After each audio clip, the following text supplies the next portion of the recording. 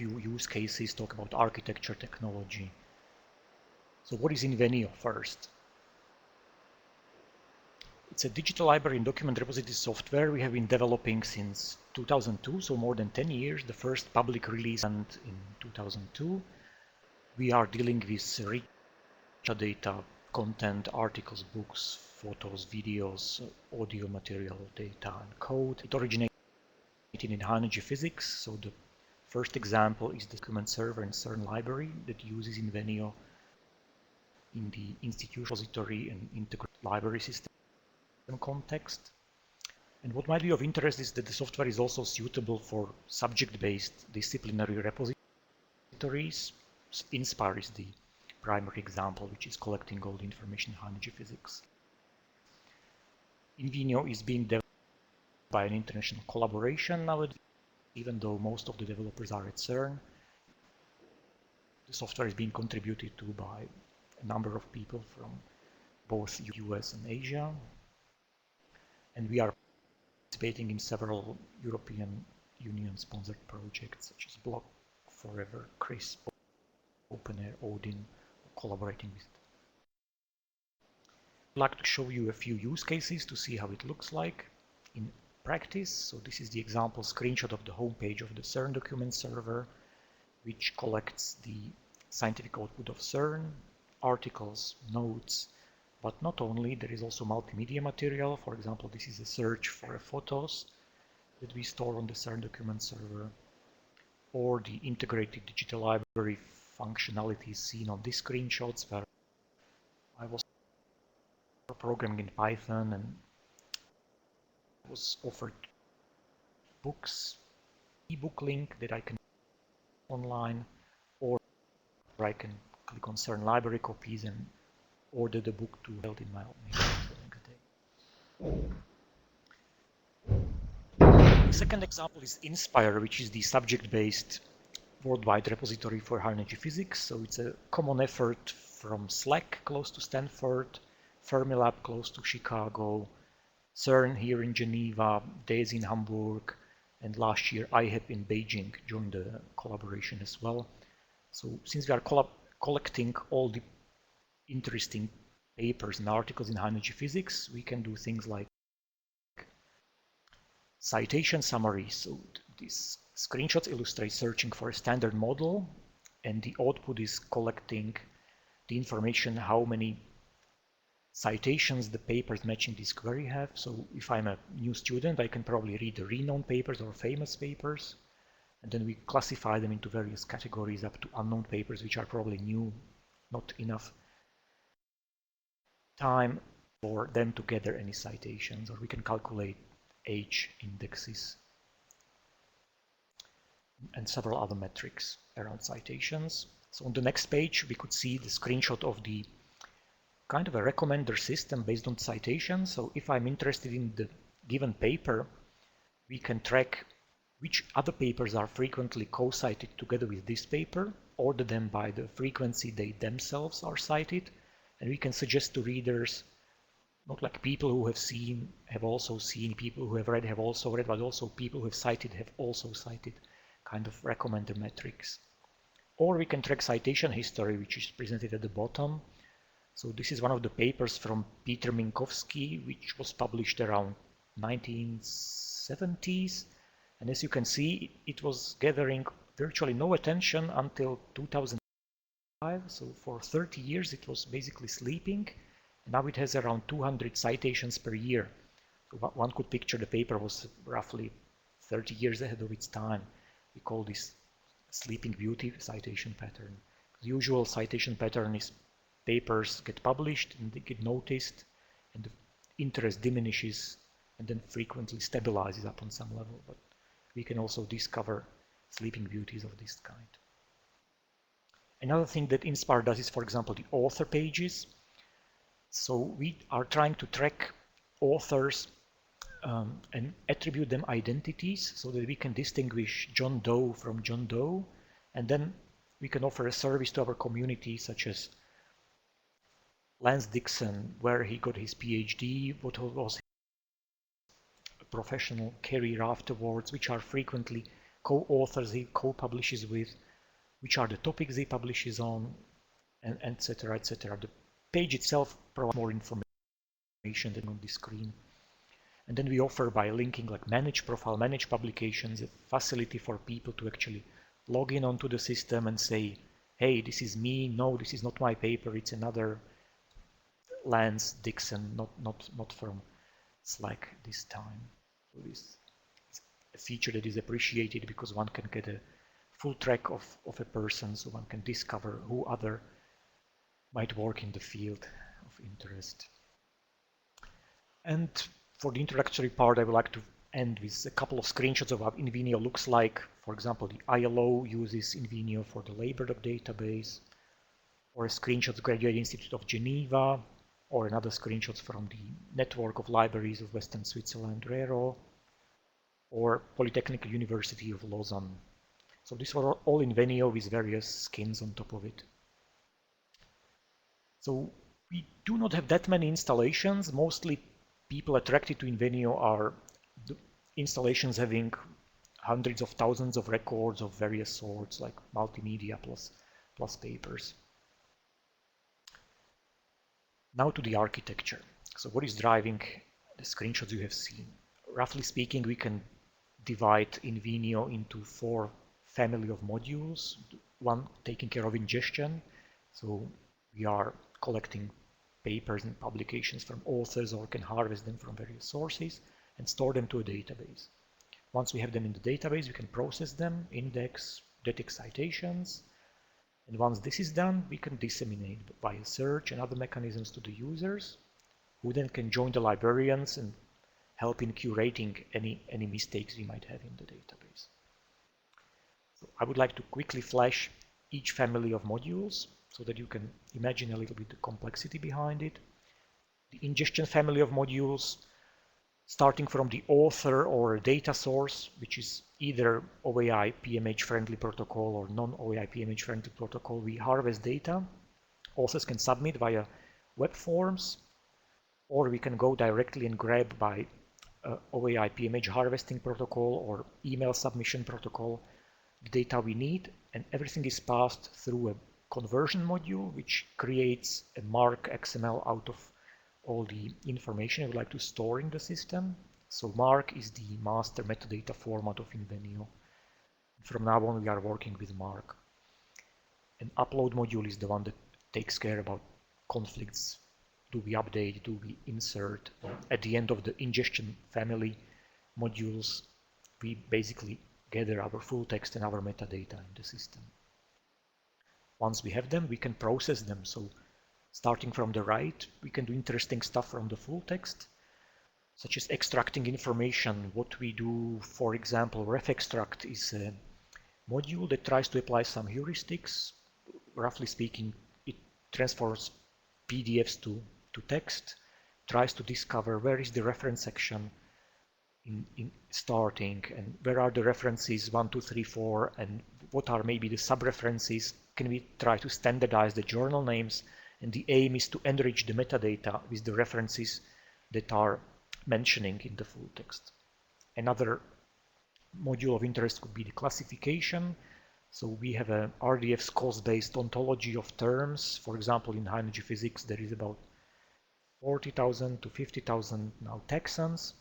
So we are trying to do some kind of word frequency algorithm on top of full text and discover to which topics we could classify the paper, and then we enrich the metadata, use it later for discovery. Or the encoder module down there, it's if we get, for example, a picture in the raw format or a big TIFF, we would like to generate a small thumbnail for brief output formats. So we can enrich our metadata based on all the full text submitted, and then we can process the metadata. So there is a family of daemons running on the backend: collection attribution daemon, indexer, ranker, formatter, sorter, and author disambiguator, which are permanently running, scanning new papers coming into the system and trying to actually prepare clusters that we could use for sorting. Which brings me to the dissemination family of modules. So once we have our full text, our metadata enriched, and our clusters, we can offer what users use most, which is search. But users can also set up email notification alerts, RSS query alerts. They can use a basket system, which is something like documents of their interest they can store in online shelves and annotate them for later and share with their friends, or they can use the author disambiguation to give different author IDs to different papers. We have a commenting system before a publication becomes public. At CERN, for example, the experimental collaborations use heavily commenting by the groups. Let's say there is 3,000 people in the Atlas collaboration. Before Atlas publishes a paper, it goes through a several round of commenting. We have a journal module, which is something that can create, let's say, overlay journals on top of information we have, and users can send them messages or order books by the circulation. And last family of modules is the curation. So the librarians or users can correct bugs by using the record editor or multiple record editor if the same bug appears elsewhere. They can export records in various formats to share with the friends. They can also clockwise use classification module or reference extraction module. We have an interface to task system to see what has to be done for the records, to keep track of the progress. Or they can actually manipulate knowledge bases, enrich controlled vocabularies we are using, or play with the RDF scores. And then use uploader or checker, set up rules. For example, if the paper is a thesis, it must have a department. If paper has a year, it must be 4 digits. If it's only 2 digits, add 1 9 in front. If it's not digits, raise an error and create a ticket for cataloger to solve. Then they could use matching and merging when cataloger would like to insert a new file. You would like to avoid having duplicates. So this was, roughly speaking, Invenio modules. We have something like 60 modules, more than 400,000 lines of code, and it's more than 10 years of development. So there have been pretty much more than 160 authors contributing to Invenio since its inception. A lot of them are technical students or master students who come to our team to do their bachelor or master studies. So we have a team that is very young and frequently changing, which is one of the reasons I like working in it a lot, because it's very dynamic. Which brings me to the technology. So what is driving all these modules behind the scenes? But before speaking of software, let's speak a little bit about the peopleware. So for the first public release in 2002, we have been 4 developers who contribute. And 2012, so 10 years later, 48. So we have seen quite an increase in the developer community. So across the years, we had to adapt our practices, processes, and tools, because a tool that is working well for 4 developers located very closely to each other in one room doesn't work so well when we are 50 and spread over various continents. So mostly we have been customizing the process of streamlining everything we used as a custom model view controller. We are trying to migrate towards mainstream model view controllers. When we started in 2002, there was Ruby all Rails, there was no Go, so we had to basically adapt our tools later as the time has passed. Example is the UI evolution. So Invenio version 1, which is the stable one we recommend to sites for production, started from a homegrown CSS and homegrown fast, very niche templating engine in Python.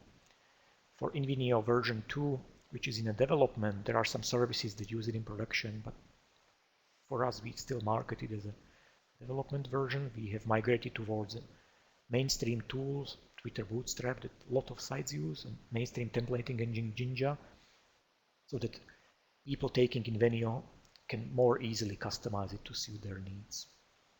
Another example is the API evolution.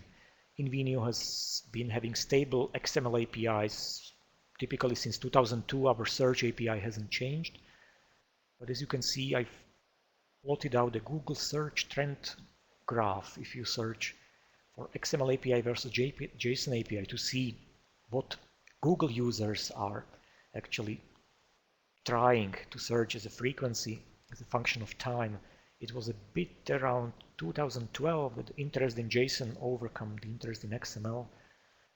So that's what we are basically doing as well, growing our XML-based APIs and turning them into modern JSON ones, so standardizing upon an API structure. Another example is the use of the ticketing system. We have been using local track-based setup, and last year we have moved everything to GitHub for all our tickets, pull requests, code reviews, code quality. Everything is open in GitHub. It's a very dynamic group. You can follow all the developments being open there. Which brings me to the 2014. So with technologies we are using for the front end, it's jQuery with Twitter Bootstrap, as I mentioned. Then we use Bower and Grunt, and for the visualization, D3, a little bit of a Recline.js.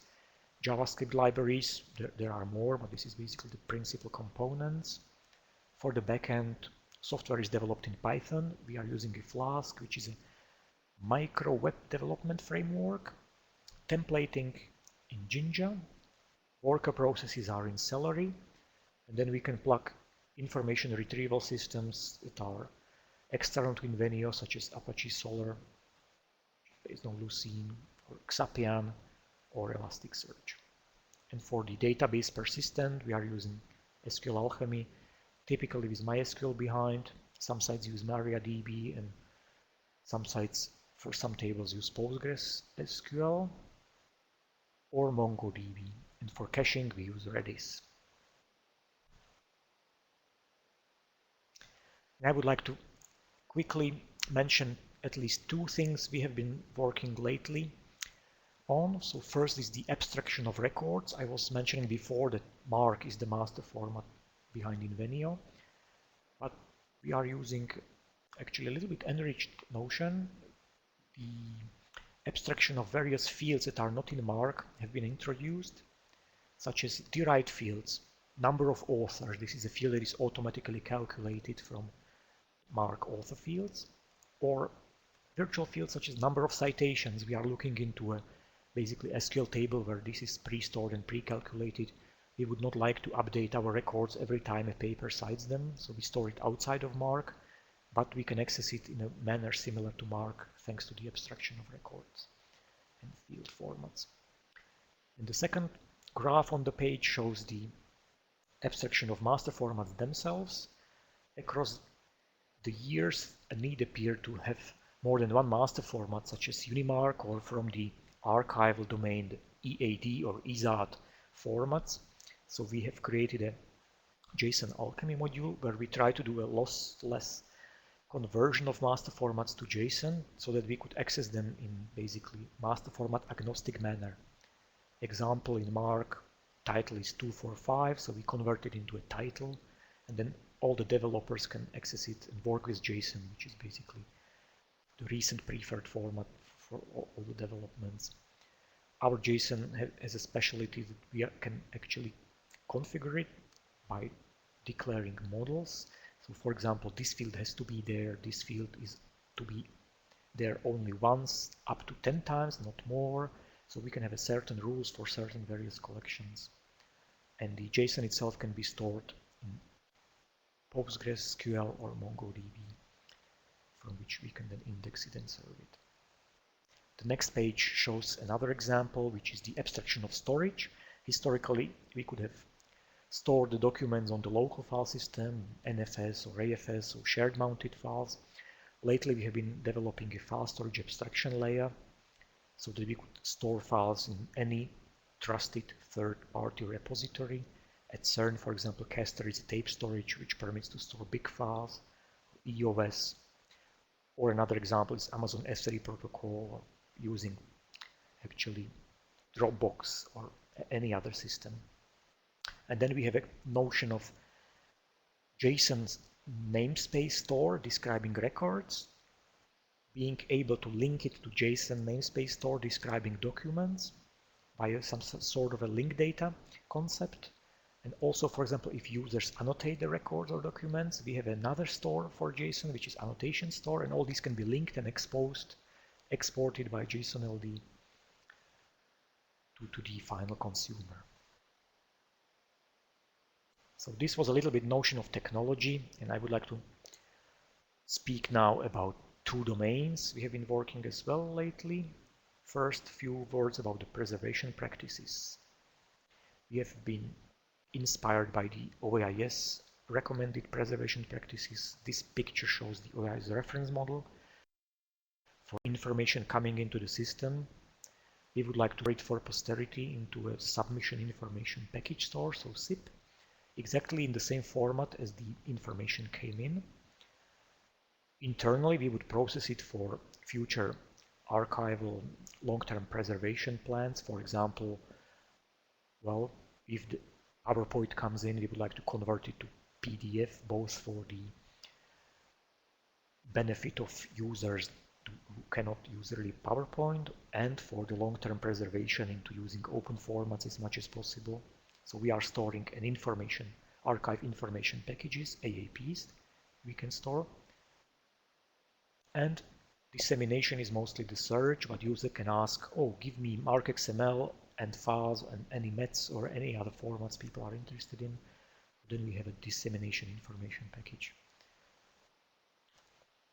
The next page shows the example where this was first applied and developed. I was mentioning we have been partners in the Block Forever European Commission co-founded project, which was aiming at building a platform that can preserve blogs, blog posts, but also blog post comments by developing a crawler of blog post pages and the maybe JavaScript comments stored on disks associated to it, and any material that might be embedded, such as photos in the blog posts, store it in the Invenio platform and then manage it for long-term preservation. So the next page shows, for example, the Bagit format, where we are preserving one blog post, an Intel mobile to hero, this picture inside. So we are describing, standardizing the metadata into a mark and storing all and everything into one basically zip file, forming to the Bagit format with all the MD5 checksums and everything for posterity. The final section before concluding is our evolution from publication, let's say from the small data domain towards data, let's say the big data domain.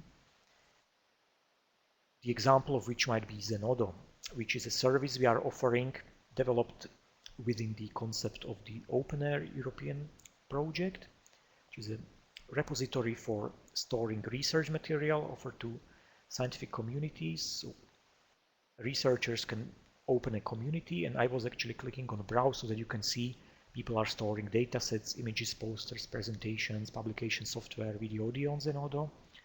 And on the right hand side you can see a help box. If you are using GitHub, you can actually check out how to make your software preservation simpler. Next page shows how. So we have developed a Invenio GitHub bridge where people can go to GitHub, trigger a hook, and every time they software with a tag, for example 113, the hook causes a trigger so that Zenodo can grab the release 113 out of GitHub, store it on Zenodo, mint it with a DOI, and send DOI back to user for consumption so that the software can be citable for basically credit attribution purposes. So Zenodo is part of the official GitHub guide. You can see the URL below. And first use cases happened around actually fall last year, spring this year, by the Atlas community, where the data stored on the Dataverse have been linked to the code in Zenodo via GitHub Zenodo integration and papers stored in Inspire. So we are actually trying to track the reuse of code, data, and paper, which code was used to analyze which data and then led to which paper publications. And then we went a bit farther. This year we have been trying to ask ourselves, what would it take to preserve a high energy physics data analysis? This picture shows the principle actors in the process. So from the data intake, detector produces a lot of data. I mean, this is really petabytes. I think CMS has produced close to 70 petabytes so far. So we have a raw data that is extremely huge. Reconstructed data, AOD, which is the primary dataset format, stored typically in CERN infrastructure, systems such as EOS, out of which physicists use a certain operating system and detector software release and the relevant user code going clockwise to analyze this data. So they are actually trying to detect useful information out of it to basically filter it. So data is passing through various steps where it is more and more reduced. So from AOD, big data is passing through several, let's say, physics petuples up to final n-tuples, which is basically metrics of numbers out of which publication plots are produced. Physicists are documenting it, writing notes, asking collaboration for a review. Note can be internal or external, then it can be published at a conference or a paper, and plots can be submitted for others, basically theoretical physicists, to reuse. So if you would like to preserve data analysis, we would ideally capture everything going through the process. Not only data, but code associated with it and all the knowledge how to run it, on which platform to run it. And store actually even the final plot so that we can probably try to reproduce it later on. The pilot studies led to a CERN Open Data Portal, which is a new Invenio-based service. I am giving you a preview of it. It will be released later this month, so you are seeing basically a demo beta version. This is the homepage where, as you might know, CERN is very much devoted to open access and open publishing.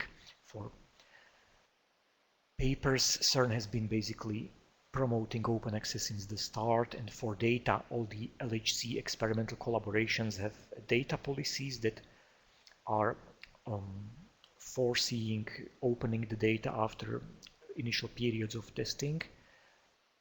And when the data is become public, this site will be able to actually offer it to the users. So the next screenshot shows, for example, the CMS primary dataset that will be opened next month. You can see it's one record we have minted with a DOI. It's one dataset in the AOD format I was mentioning before. Down below you can see it's consisting of something like 3,000 files, close to 3 terabytes in size, which is using root formats that people can download and analyze. And the page shows much more, we don't see it in the screenshot. And the Open Data Portal itself permits for the casual visitors like high school students to play with the data. So some of the reduced data sets we are offering tools to visualize it, to see particle tracks through the detector, or actually to do some kind of basic histogramming to plot some parameters out of it. So we have been developing for Invenio plugins. When we have the data in the system, can we actually play with it natively, visualize it, and so on and so forth. And this brings me to the conclusion. So I was trying to show you that Invenio is an established digital library software with more than 10 years of history. It's modular, scalable architecture behind. It's suitable for both an institutional repository use case and worldwide subject-based repository use case. It can manipulate a lot of various master formats, from articles, books, through audio, video, up to data and software. We are inspired by the OVI's preservation practices. We try to pay attention towards long-term preservation and the reusability of data. And recently we have been expanding from, let's say, small data to big data domain while trying to preserve the knowledge going into the analysis of the high energy physics data. And with this, I would like to thank you for your